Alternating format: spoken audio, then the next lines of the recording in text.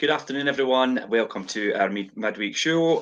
Perry, thanks for joining me this afternoon. And we are going to be talking about Fife tenants face further rent hikes as the number of available rental properties has dropped by 71%. So I've got quite a few facts to run through initially, just covering obviously the Fife area. So the number of properties available to rent in Fife has dropped from 796 to 228, and that's since February 2020. The average rent a tenant has had to pay in Fife has risen from £591 up to £830, again since February 2020. Now, people might think, God, that's not what rent I am seeing, but remember, it's taking in Fife as a whole, so I'll bring in areas like St Andrews and East Newton and areas that have got quite high rent values and things, and that's the average. Now, many landlords, or many Fife landlords, have cashed in on the post-lockdown property boom of the last 2 years and sold their properties to owner-occupiers and not fellow landlords. Now, I have seen a few new investors and current investors pick up on and capitalise on the fact that people are exiting the market, but there is a lot more owner-occupiers picking these properties up, which then reduces the amount of properties that are available to rent. And the supply of Fife rental properties isn't near what is needed, which is one of the benefits for Fife landlords rather than Fife tenants. And we are seeing that, obviously, with the amount of properties that are available at the moment. I mean, that's Fife as a whole. What about maybe individual areas, Perry, throughout Fife? Do you have any stats you could? Yeah, I mean, as you mentioned there, Richard, you talk about, you know, the number dropping percentage-wise that's available by 71% in Fife. But let's kind of put some meat on that, really, so that people can see how it affects in certain areas. Because, as you know, some landlords will only maybe operate in certain areas, so it's good for them to get a feeling for where it is in their particular location. So I think the highest area, really, where we've seen the drop is in the East Neuk at 80%. I mean, that's a massive reduction, isn't it? 80% change in a 2-year window is quite substantial, isn't it? Leaving, actually, quite surprisingly, 74%. But again, you're probably seeing that quite a lot, Richard, in the day-to-day of what you're doing, aren't you? St Andrews is a reduction of 61%. So, I mean, that's still quite a significant number, actually, in St Andrews, given the value of the property in that area. And Glenrothes is actually, out of all of them, the kind of least affected at a 54% drop. But I mean, 54%, that's still half. So, I mean, 54% is still half. It's still a lot, isn't it? Yeah, and those stats do reflect what I'm seeing on the ground day to day and week by week, how things are playing out. And those stats, like Glenrothes, the area like Glenrothes, in comparison to maybe Leaving and the East Newton things, that doesn't surprise me, the difference in figures there.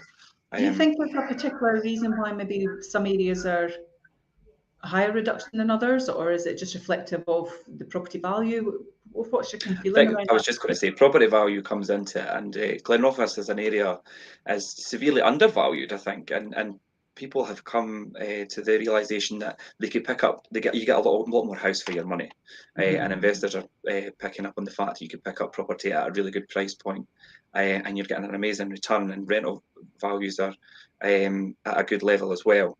And there's been a lot of new investment in Glenrothes recently. And if I look at, obviously, just as a snapshot from what I deal with and my investors, if that's happening on the bigger scale, then that's obviously what's impacting those figures in terms of, obviously, the reduction in available properties. So I think people are becoming wise to the Glenrothes, Kirkcaldy areas and things as well, as opposed to East Newton, St Andrews, where property values are obviously higher. Yeah, I think that's reflected as well in actual rental changes as well. I mean, one of the comments you talked about in Fife there, Richard, was the average rent a tenant has to pay in Fife has risen from £591 to £830 since February 2020. I mean, obviously that's Fife as a whole, and that you've just said the reasons why, you know, that's going to be varying in different areas. But when we were looking through this and preparing for the article, one of the things that I found quite surprising is the differences in where that's sitting. So, you know, the average rent, for instance, in Cooper at the moment is risen from £611 up to £875 in a 2-year window. That's a substantial increase. But then if you look at the East Neuk, which actually is the one that surprised me, so East Neuk, that's gone from 733 up to 845. So you're actually obtaining higher rental in Cooper than you are in East Neuk. That's a bit of a surprise for me. Yeah, that is a bit of a surprising figure, and I think it depends. Sometimes it differs, obviously, on an individual basis and things, and what the property is, and where exactly it is as well. I was at one yesterday in East Neuk, and they had been looking. They had an expectation in their head, and they'd been looking at another one I had in East Neuk as a comparison. Although their rental value was different on the higher side, but what they didn't realise, obviously, there's other things that factor into that, and they also had a sea view and you know, things like that. And I think so it just depends on things on an individual basis as well. But as a whole, like you say, maybe it's surprising that maybe Cooper's stats are outperforming maybe certain areas like maybe the East Neuk. So Cooper's a really good. Cooper's a really good. Really stood out for me. Yeah.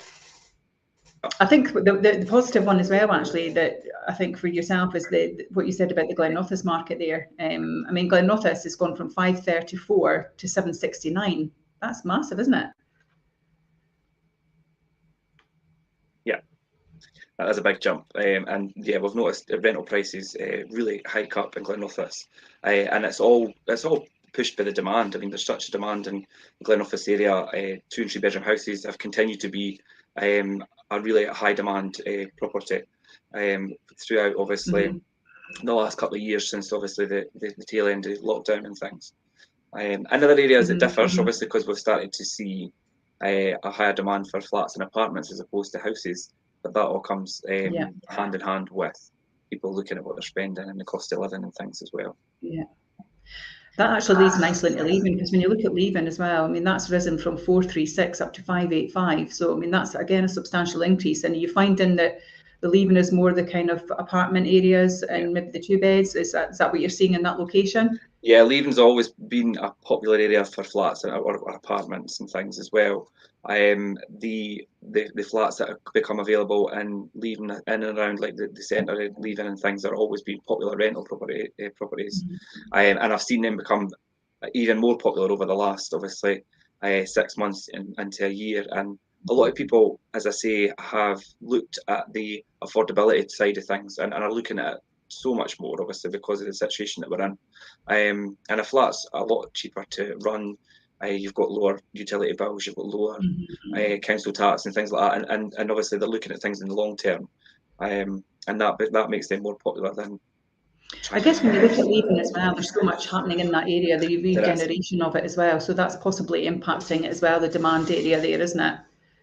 Yeah, there's a lot coming into Leaving, and people are wise to that and thinking, obviously, and you've got things. I mean, you know yourself, you've got the beach, you've got obviously. Do you know what I mean? There's a lot of nice things in Leaving that draw people in, and then obviously the train station and everything coming, and the regeneration that they're doing to the promenade, and obviously the and Leaving centre itself. So that is something that drives that as well. I guess, as we would expect, when we look at these numbers, the St Andrews one is the one that always jumps out, isn't it? So, I mean, St Andrews is the higher increase, as you would expect. So, I mean, that's gone from 959 up to 1505. That's a huge increase. I mean, that's like so I mean, rental prices and things have always been high in St Andrews, but I've noticed them hike up significantly over the past while. But what we have noticed, and I mean, this is just like I say, what we experience as maybe just a snapshot of what's happening on the bigger scale. But over the last while, we've started to see the maybe higher value properties start to take longer to let. I mean, it's not that we're not letting them; they are letting. But I mean, if I rewind maybe 6 months ago, I was letting the same property maybe at, like, obviously on the other side 1,000 or 1,500 in a matter of weeks, whereas, and sometimes even a matter of days, to be fair. But now it's starting to take a wee bit longer, and I think that's all hand in hand with just the current situation we're in as well. I think the economy is impacting quite a few things, isn't it? And certainly we're seeing that even in the kind of selling part of the market, not just the rental part of the market. As you'll know from the Sunday update, where something was selling within a week or two, it's now taken 7-8 weeks. So we're definitely seeing that, and I think that kind of comes from, it's twofold really, I guess. The buyers got more choice now, so the available properties on the market were at 450, 500 6 months ago. in a weekly basis. We're almost at that tipping point of 1,000. So I think the buyers got more choice. And are you finding that that's reflective of the rental market as well? You got more to available rent, so your renters and tenants have got more options, or? Yeah, I was just going to say that, and it's strange to find sales and lettings experiencing the same trends at the same time. They're usually opposite. That's And true. it's always been like that, but obviously recently we've started to see things changing the same on both sides, and yeah, it's starting to take a wee bit longer to fill properties. There's more. I mean, we've at the current. I was checking our website this morning to see exactly what we had available, because obviously we have got some across the line this week, but we've got currently at the moment and Fife on our website, we've got 19 available lets, which is quite a good amount. When I looked at Zoopla this morning, there was in total for Fife there was 93 available. So 19 of them are just their own ones. So yeah, and yeah, I see that trend coming through, the same as what you're seeing in sales at the moment, which is, like I say, it's not usually seen. To usually we're opposite, whereas we're kind of experiencing the same things at the moment. And I guess that's a big shout out as well. In previous shows that we've done, we talk about actually as a landlord investing in your property to make it occupied 100%, and also if it's just a natural thing and tenants have moved out the area for whatever reason, that's going to happen. But again, I guess if you are offering an efficient home for people to live in, then the chances are that you're going to rent that out quite quickly, aren't you?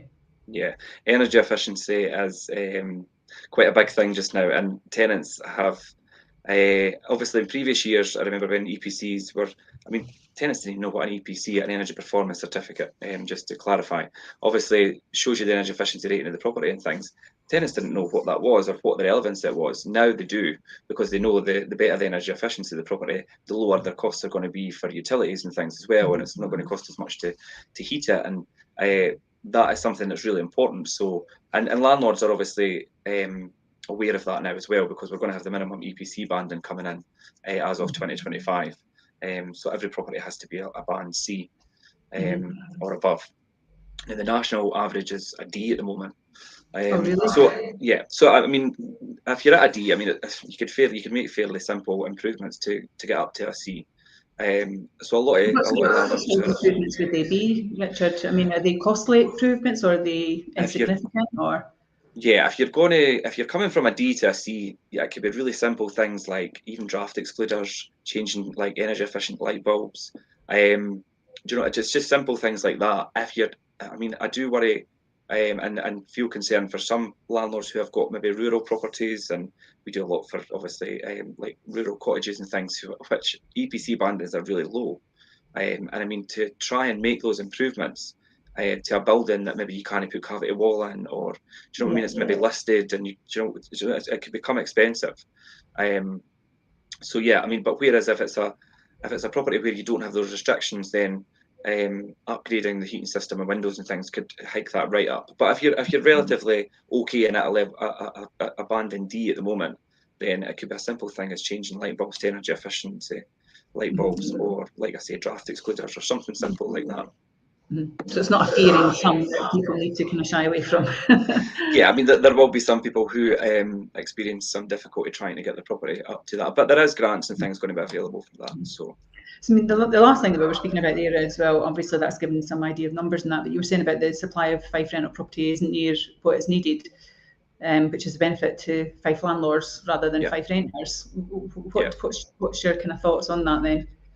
Yeah, I mean, obviously, because there's not, as I say, there's not as much as what is needed, then for landlords that's brilliant, because they know that the demand's there for them putting properties on the market.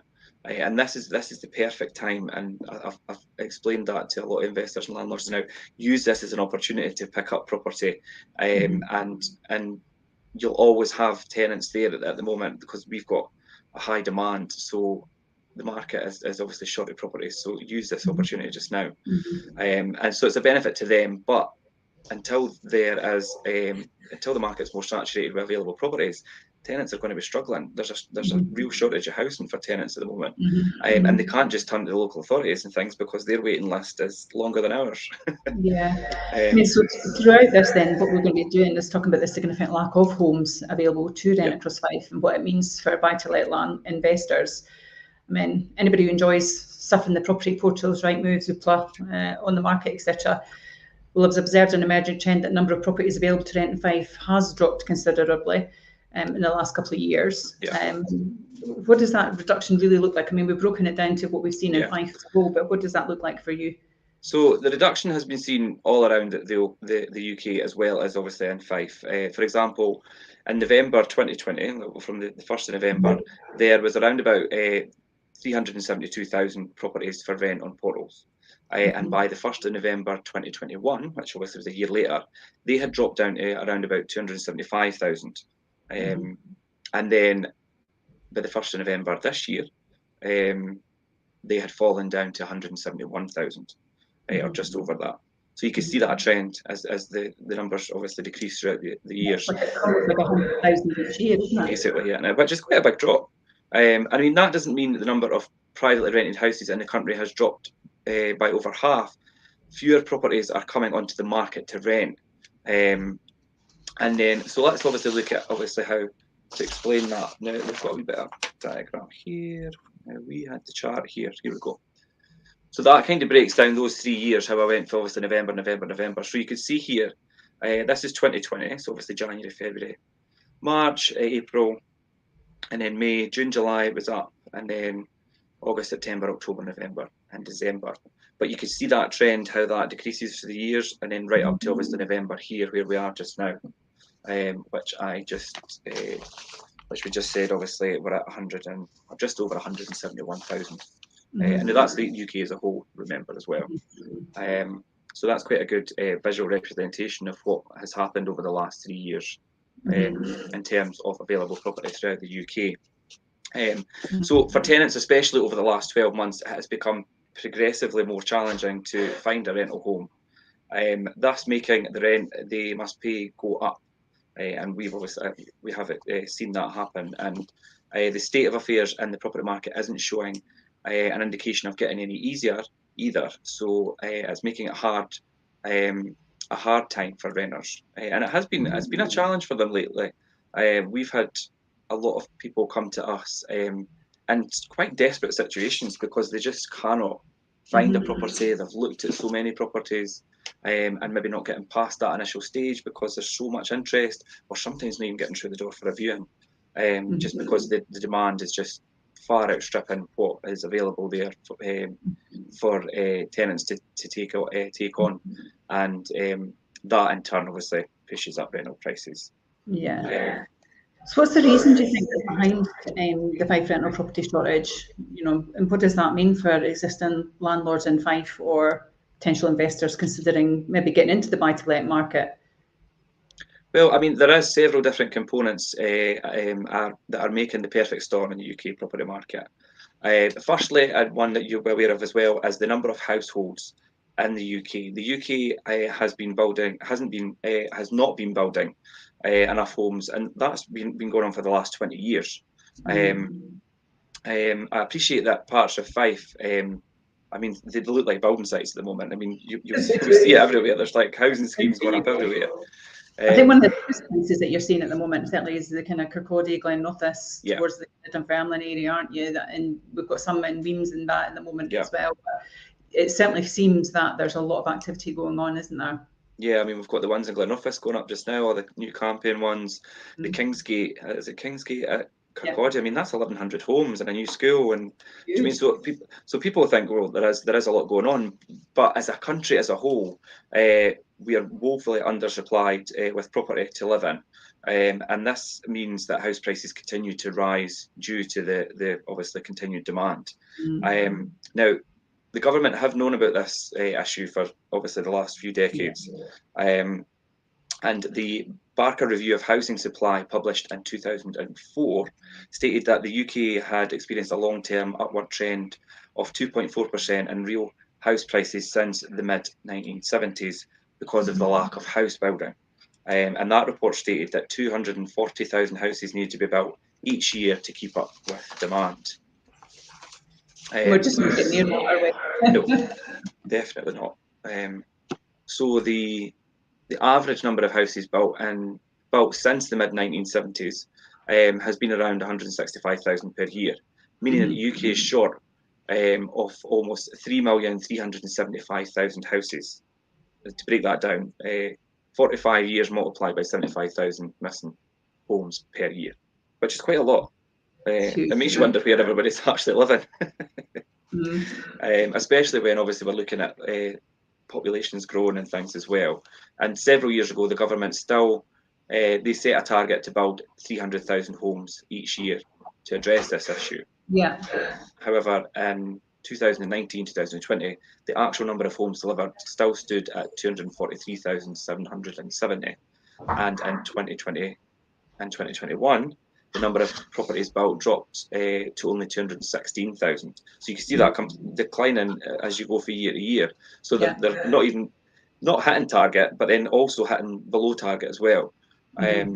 So in a nutshell, there are fewer available homes to buy, meaning there's fewer available homes to rent, and you could that knock-on effect. So you can see that trend in the figures as well. Then I would say also, and this is something that I've seen quite frequently as being a letting agent and things on the ground, is that tenants are staying longer in their rental property as well, and there is reasons for that. I mean, a Fife first-time buyer's average house deposit. I mean, what is that, Perry, at the moment? When we were looking at the stats earlier on, it was quite surprising to us, wasn't it? So at the moment, what we're seeing there in regards to the first-time buyers, you're looking at about £37,000 that they're going to need for that's just the deposit to put down. And that is just a deposit. I mean, that's quite a substantial sum, isn't it? Yeah. So that, and then, so what's the average UK deposit then? Is it so higher or lower? Yeah. So I mean, looking at it, the average property in November 2022, we're seeing deposits at about 37,500. UK, we're looking at average deposits of 53,935. So actually in Fife, there's still quite a substantial difference. There's quite a difference here.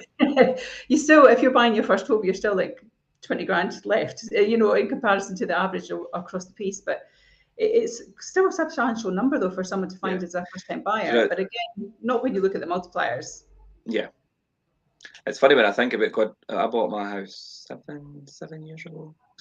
I didn't put that down on it anyway, but so I'm glad I bought when I did. Anyway. It's a big difference, isn't it? So, but yeah, so average rents in Fife.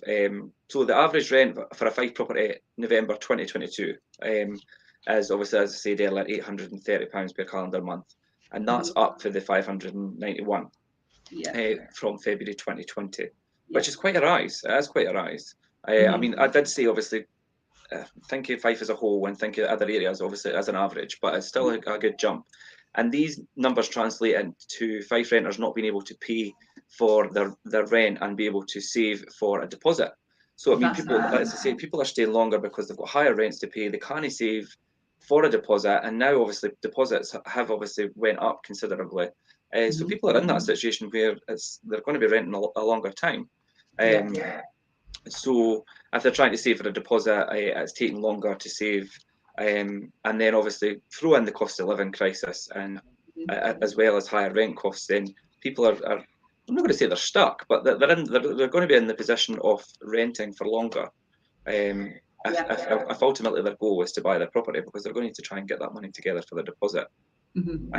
Also, many Fife tenants have decided to stay in their existing rental homes because of the rent rises. I mean, the rent rises obviously, and especially at the moment because we've got the rent freeze in place. So landlords are not increasing rents, which a lot of landlords consider doing when obviously interest rates and that thing and things changed. Obviously the rent freeze come into play around about the same time, so they were unable to do that. So tenants are becoming wise to the fact that if I stay where I am, my rent's not going to change. Whereas if I move, then obviously at that in-between stage when a property is available, rents can be hiked up within obviously according to what the market's dictating, which is obviously a lot higher than what they're paying. And So many landlords, it's what you're saying then is a longer term, where people maybe were only maybe intending to say rent for a year or so. Are you seeing now actually that the tenure of a renter yeah, and a tenant is actually increasing in timeline because of yeah. that? I mean, the last year when I looked at our average rent period for ourselves, it was around about 28 months. So you'd say about the average was about 2 to 3 years. You do have some shorter tenancies, you have some that are longer, obviously. But I mean, I've not calculated that actually recently, but if I look at that, I'm highly expected that that'll have changed. Yeah. And it'll be obviously as a reflection of what's been happening in the last year or so, that'll be slightly more. Because people obviously are staying put due to Yeah. costs and things, or maybe being a bit unable to move on because they're saving for a house or whatever. But Yeah. I mean, many landlords are less inclined to raise the rent on any existing properties when they have a decent tenant who keeps the property in good condition and pays the rent on time and things as well. Anyway, so. Anecdotal evidence also suggests that rent arrears in those properties are dropping as tenants know if they don't pay their rent, the chances are they're going to find themselves in trouble and having to look for another property. And if they do, they will have to pay a lot more of their rent. So it's making, I mean, not that, I mean, the majority of properties that have rental, the tenants in it, rental properties, they're all good payers. But you do obviously have people that are at that situation where, and especially now, obviously, people are kind of juggling what do I pay, but I think obviously rent's a really important one. But even more so, they're going to be thinking about, I need to make sure my rent's paid because if I move, I'm going to have to find another property which is going to be a lot higher rent and things, and that doesn't put them in a position that's very good, especially if they're watching their spending as it is. Yeah. Have you noticed that actually that's a reason why people are staying, or are you noticing that that's just they're more committed to the property now and see it more as theirs rather than a stopgap? How are you seeing that impact things? Yeah, I mean, I think people are starting to look at rental properties more as their home and not as a stopgap, and I think that has a knock-on effect on the tenancies lasting longer. And I think it goes hand in hand with agents and landlords and things making it clear to tenants that it is actually their home, and making them feel comfortable there and making the property make them feel comfortable in the property for the long term. I mean, ultimately, if you're a landlord investor, you want things the long term, and a long term tenant is ideally what you want. So yeah, I mean, for Fife landlords, all of that's positive news. Tenants are staying longer in their Fife rental properties, arrears are lower, void periods are less likely, and when it comes to the market, there is less competition. And because of the decrease of availability of Fife rental properties, so this all makes investment an even better bet. And that's what I'm saying. Obviously, there hasn't been a better time for investment than now than there has been for a lot of years. And So that's do you think something. that's encouraging for new landlords coming to perhaps start in the property investment area? Is it impacting in any way? Yeah, I've seen a lot of new investors. I mean, as I say, it's not doom and gloom, and there is certain landlords that have taken the choice to obviously sell up and exit the market.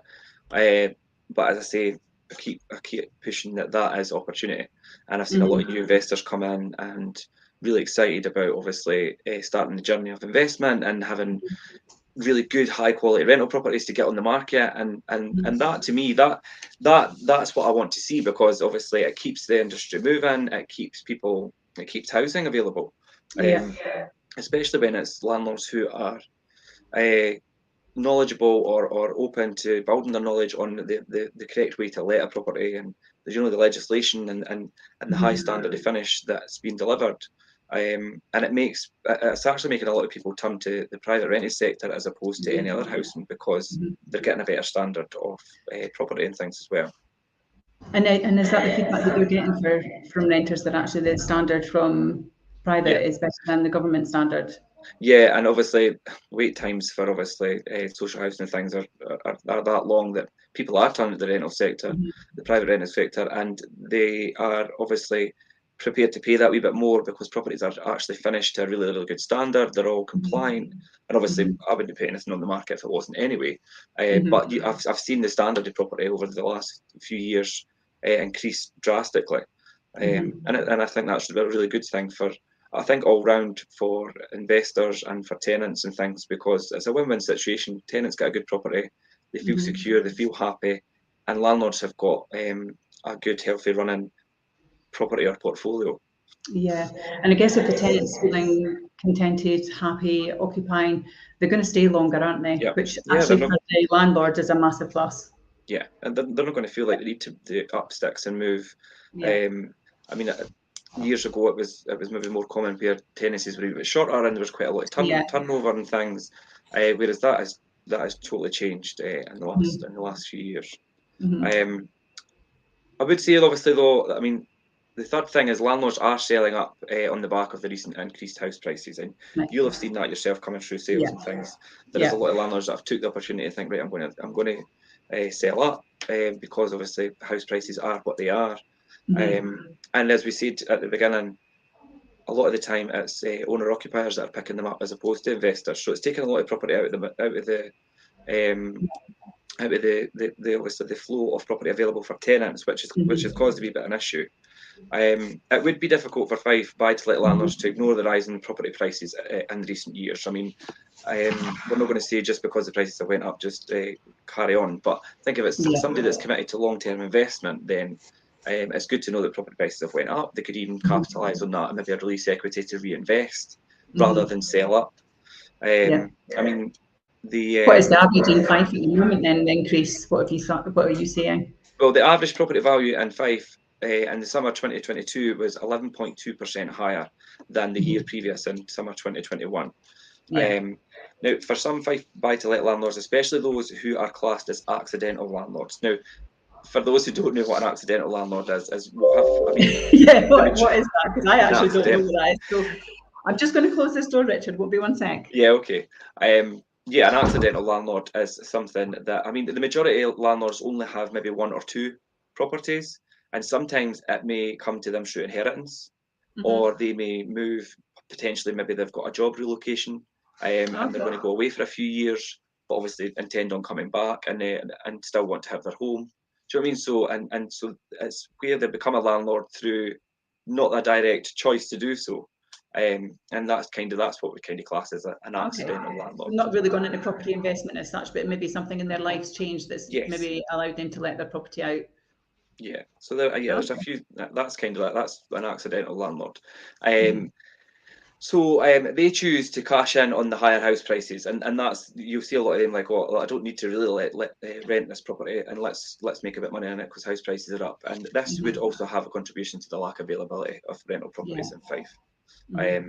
And obviously, we've seen that happen in recent months and over the last year. We've certainly seen that. I mean, I think the fact that the average house price in Fife in that last year went up by 11.7% is a big incentive, I guess, for some landlords who perhaps have multiple portfolios. I guess that's the opportunity, isn't it? If you just have the kind of one or two, you maybe question, as Jim would always say, you're not in that for the short term, that's a long-term gain, isn't it? Because it's maybe something that you're building. But have you seen that when that's cash-ins happening, that's happening maybe with landlords that have been in the business for quite some time and have a portfolio, and maybe their life is changing and it's not something they want to continue with? Are you seeing that as well, or? Yeah, I mean, predominantly, if it's an investor, I'm not going to. If they've got a big portfolio, it's an investor as opposed to a landlord. An investor with a portfolio, the point in them is to. We have a little guest. Yeah, I know. I just seen that. We've had somebody jump in. Good morning or afternoon or tea time. What time is it? It's 8 o'clock in the morning, almost. Did somebody mention my name? I just said Jim just happened, and then you popped up. I thought you'd think you'd find that. we were just going to speak about the difference between. I was just highlighting about the difference between a landlord and an investor. And somebody with a big portfolio, like yourself, Jim, and things, they're classed as an investor, and what they have that portfolio for is obviously to generate cash flow and have obviously things run for a longer term. Whereas an accidental landlord who only has maybe one or two properties would sell probably quicker when house prices go up. Although, like you said there, Perry, there is some landlords that have been in it for a long time, maybe, I mean, don't want to carry on doing it. And I've got one or two that have done it and they're selling off their portfolio. And ideally, I would like other investors to pick that up, but sometimes that's not happening, and it's home buyers that are picking them up, and that's taking property out of the equation. It's actually quite worrying, because I was reading a report the other day that the rental supply in the UK has dropped by 262,000 properties in the last few years. That's a Yeah, we covered huge that. number. And Yeah, we covered that just a while ago. there's going to be a huge problem. Well, there is a huge problem right now.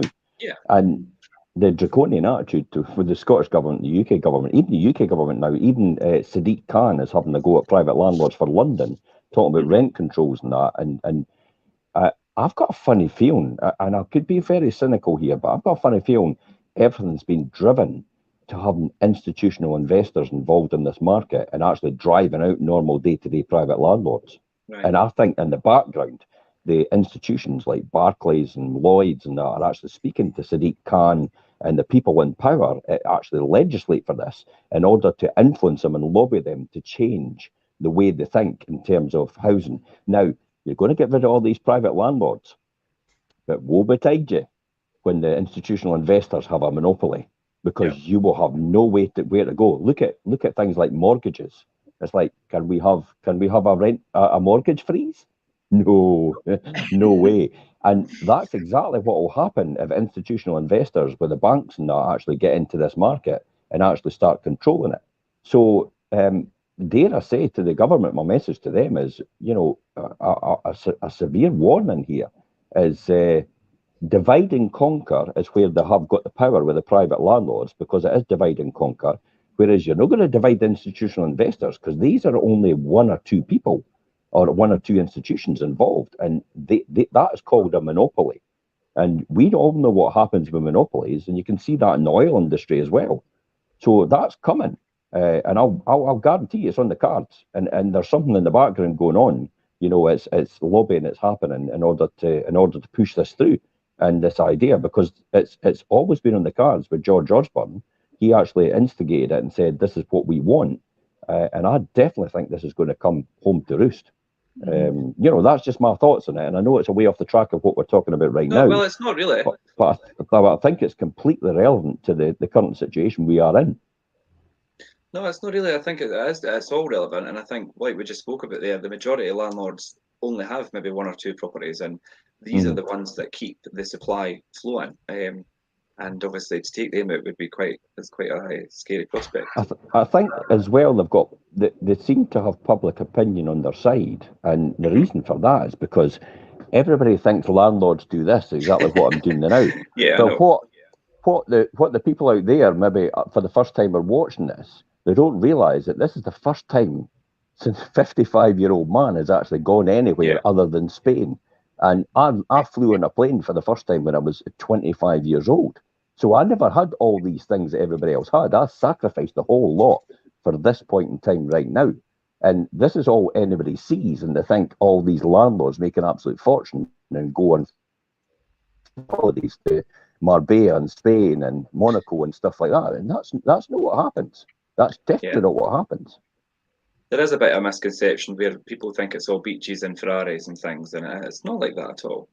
And like you say, Jim, it actually reminds me of the Russian Empire when they actually turned on the royals and they ended up murdering them all. And this is almost what the private landlord thing reminds me as well. It's like the public opinion and the government turns on the private landlords and basically wipes us all out. Yeah. I think as you say, probably the big concern there is if it does become a monopoly as well, then Jim, they are controlling all entities. So how do they say what you pay? How do they say how you live? How do they say who can afford it? How do they say that property can continue to be let? I know this is a bit of extreme, but if you look at kind of the housing crash for sellers when the Northern Rock thing happened, and then they just let it have a free fall and monopoly on that larger that larger kind of loan to value lending that went on there, and the disaster that it caused and the amount of people who lost their homes because of it. Yeah. I mean, I guess that's the worst case scenario of the risk of this, isn't it? Well, look at it this way as well. Once you get people into a habit or into a routine where they have to rent and they can no longer buy ever again, you've got them by the short and curlies. Yeah. That's what it comes down to. And this is almost like, how could I say it? This is almost like PCP, the pay lease options on your cars. It's like you get to a point where you can only ever lease a car and you can never own a car anymore because you don't have the money day to day to do it, because every single penny is going out of your pocket on all the money it needs you to keep you going. I see it here in Jamaica. I was asking them about their healthcare. It cost me $657 to get my hand stitched. What happened? Yeah. It's like, that's how much it costs. And I says, well, what's the national health system here? And they went, we don't have one. Everybody's insured. And if you're not insured, you die. That's effectively what it is. Dialysis, if you've got dialysis costs you $16,000 a time. What, like and a you session? you have to get it done twice a week. So $16,000. So if you have no health care, you're dead. And this is almost like where our society is moving into with the private landlords, is the fact that, you know, we're going to have institutional investors eventually. We're going to have people that are focused solely on shareholder return. It won't be about the people in the property anymore. It'll just be shareholder return, because that's how they think about it. That is not how the average private landlord thinks.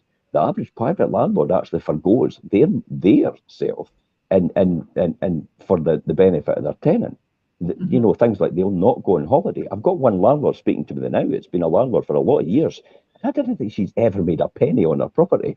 And she's now faced with the bills for things that she needs to get done, like heating upgrades, like there's a problem with damp course in the understairs cupboard. And she's going to have to pay out thousands. And I've actually worked out a way where she's going to have to refinance her properties in order to get the money to do that. Now, to be honest, she was sold a pup in the beginning by all these so-called investor workshops and these inside track, it was called. Most people that have been in the buy-to-let industry will remember that. But all these things exist today. These are called property sourcers and deal brokers. That sound familiar? By a different name. And it's all these people that think they can go to these people and actually get great deals and trust them. And then they end up getting set up with a pig in a poke. And then they're stuck with it. And this is what this person's actually been stuck with for the last 15 years. And they can't really get them sold because of the situation that they're in with almost negative equity. But this is what's actually happening today. And this is why I tell people it's most important to actually focus on the numbers and make sure you get the numbers right and be prepared to walk away from the deal, even though, because other deals will come up, even though you think it's like, oh my God, I'll never get this deal again. It's like, bullshit. You will. Don't worry about it. It will come up again. There'll be another deal round the corner. If you're halfway through something and it doesn't look right and the numbers have changed and the circumstances have changed, then be prepared to walk away. Even though it's going to say. Yeah. Well, the guy says, there's another guy that says, I've got a couple of £1,000 already invested with architects' fees and stuff like that. All right, okay, so you're going to go ahead with a £300,000 deal to try and save yourself a couple of £1,000s, when in actual fact you've just found out that a lot of the actual structural changes to the property were actually never passed. They were never passed with local authority, and they've only found this out at the last minute, and they're actually on the forums asking, should I go ahead with it? And I'm like, no, you should be running for the hills, or you should be putting the worst case scenario in place and saying, how much is it going to cost me to rectify this? And going back to the seller and saying, that's the price I'm going to take off it. And this is the reason why. So if you can sort all this out, then I'll refer back to the 300,000. But if you can't sort it out, then that's the price I'm offering you now for that reason. And be prepared to walk away. But there's so many people out there, they're thinking they're missing opportunities. And it's like, I've got to get on the train now. It's like, no, you don't need to get on the train now. The train will stop at many stations on the way. You just have to realise and be prepared to have that opportunity appear again and actually jump on it at that time, based on the numbers, based on the facts, based on the information at hand, which is actually based on correction. A lot of people have been talking about the chimp, you know, the chimp side of your brain, which is emotional, versus the human side of your brain, which is logical. Well, a lot of people have been reading up on this, and this is what a lot of people are actually letting the chimp take over. They're letting the emotional side take over. There's no facts and figures to back it up. They're just running with the crowd, and they're actually just running into oblivion and hoping for the best. It's like running over the hill. You know, it's First World War. It's like just jumping out the trenches and just going for it, regardless of the odds. It's like, hey, once you're dead, you're no coming back. And that's exactly what it is with buy-to-let right now as well.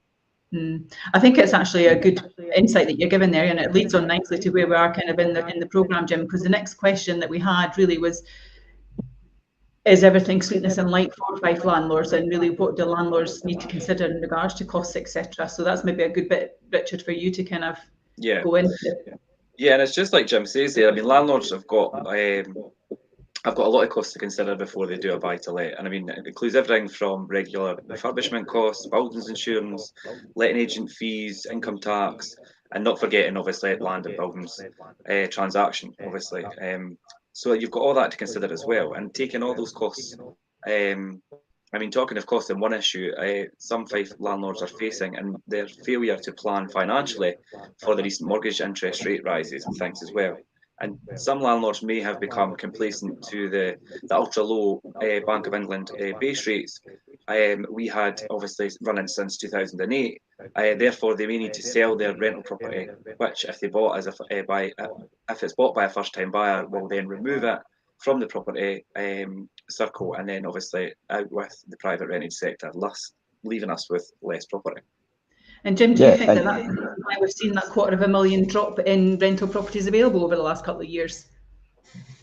Yeah, definitely. I mean, as the dynamic changes, the population grows. I mean, we have a population decline to a degree in terms of the number of people available at work and stuff like that. But the older generation's getting older, they're living longer, we need more houses, and that's why all these things happen. They're living in their houses and they can't actually downsize because there's nothing to downsize to. Therefore, that house is now locked in where it is. Or the upgrader has nowhere to go. So new houses have to be built. So it's kind of like not working properly, and it needs more of the right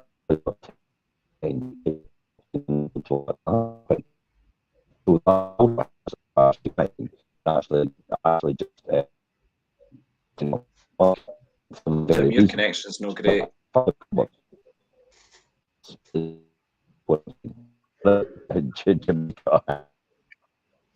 We're losing you there, Jim. Aye, I think we've lost your connection. Not completely, Jim, but it's not that great.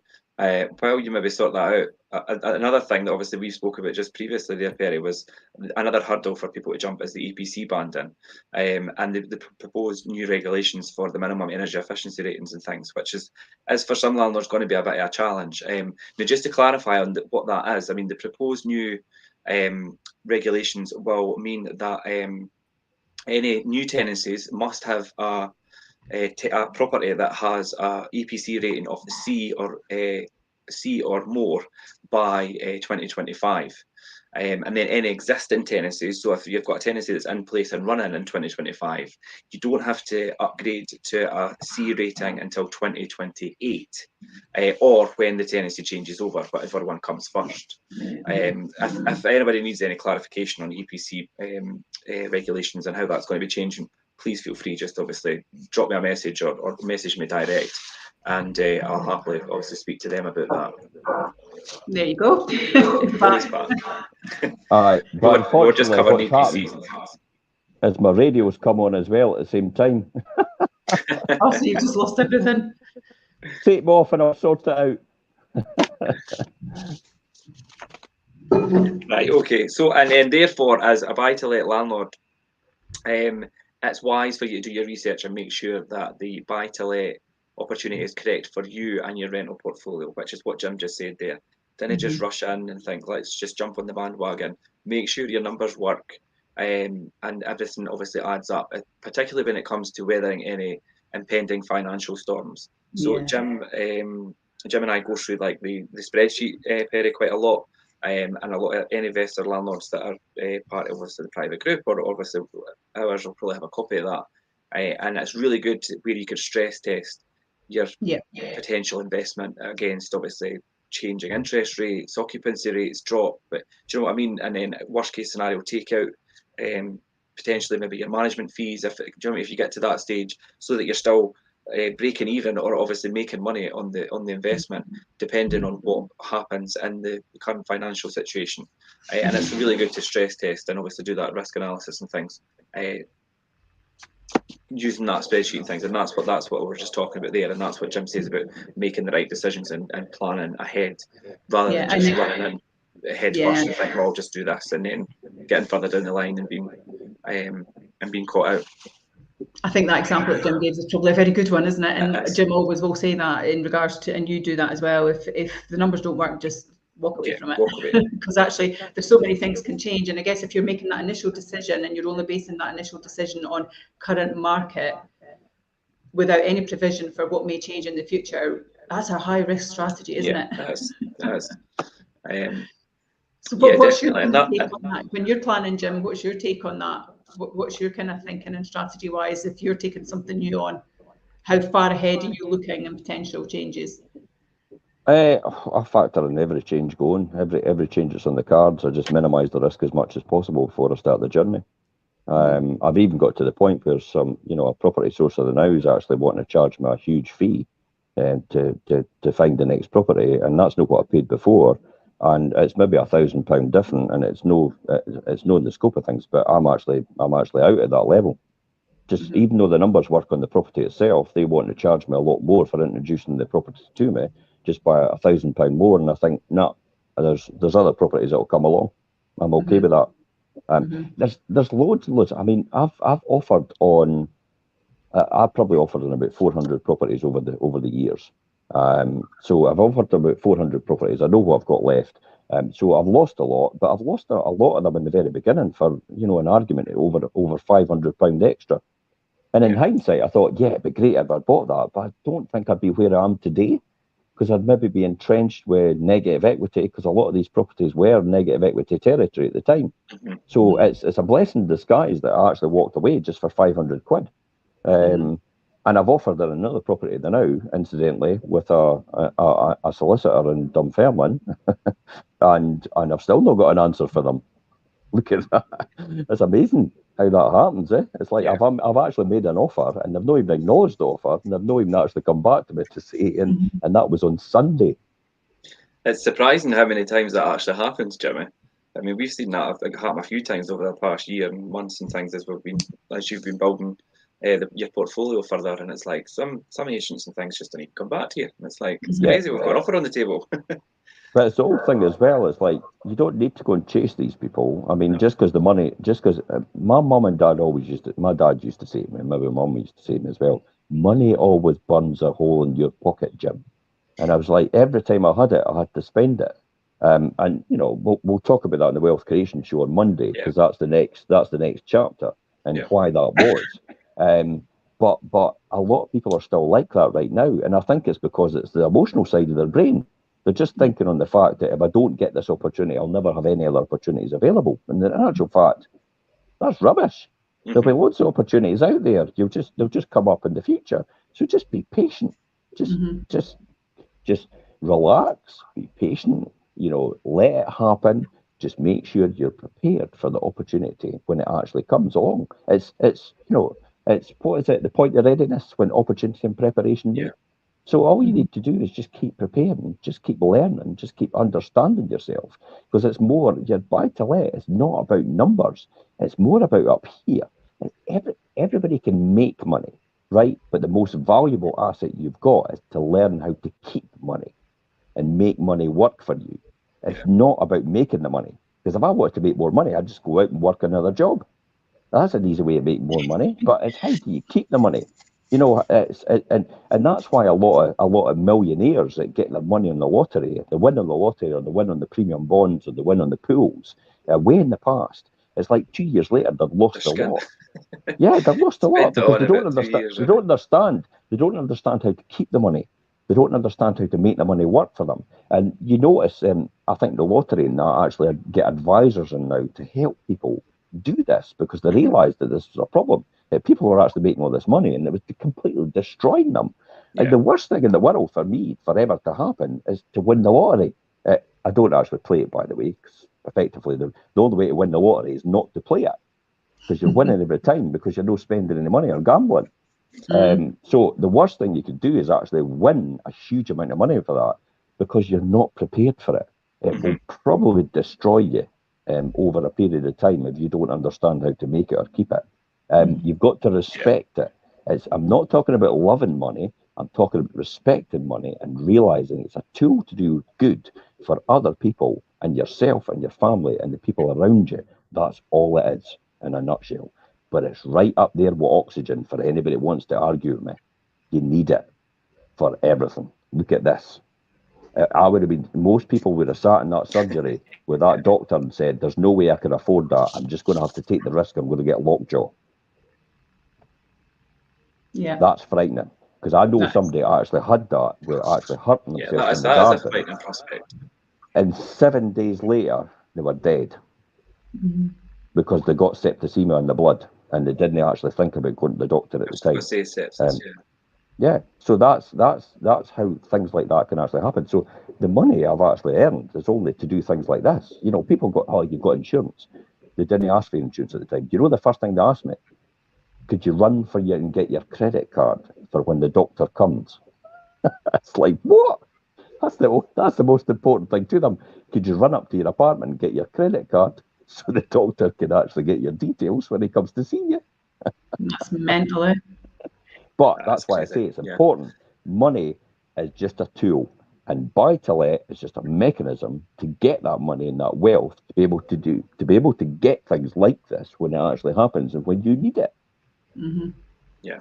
So talking about that then, it takes us on nicely to the next part, doesn't it, about landlords and how they can make money in their investment. What are the things that they need to consider, Richard? Yeah, I mean, landlords can earn money from their buy-to-let investment in two ways. And one is the property's capital growth, and the other is the rental return. Now, they often express this as the yield. And 96% of buy-to-let investments, there is an inverse relationship between capital growth and yield.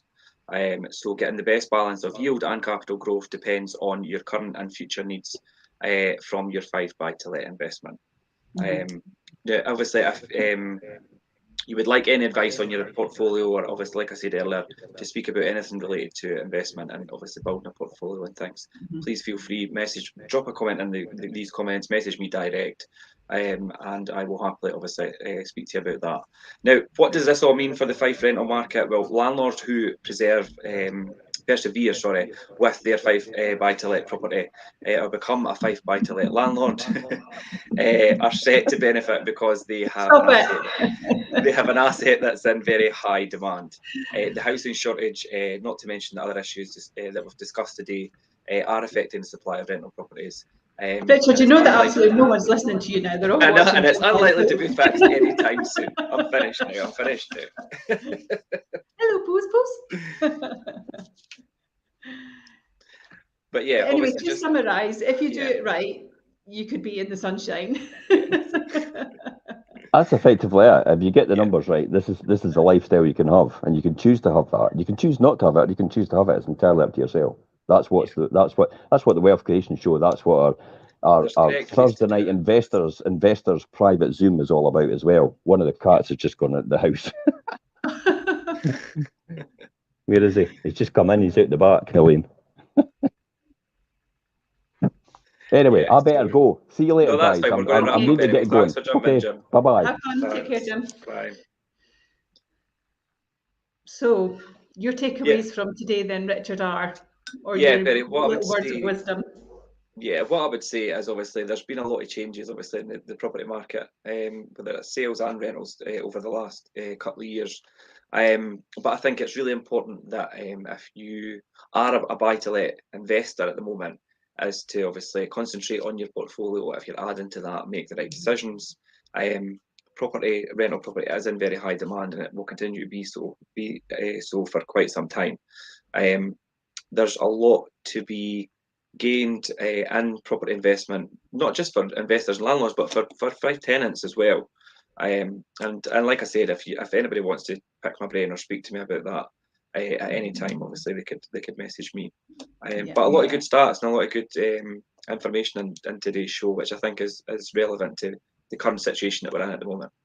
I think it does, and I think as well, whilst there is a housing shortage for rental, I don't think it's something that's going to be fixed anytime soon. So there's definitely opportunity out there for current and potential future landlords.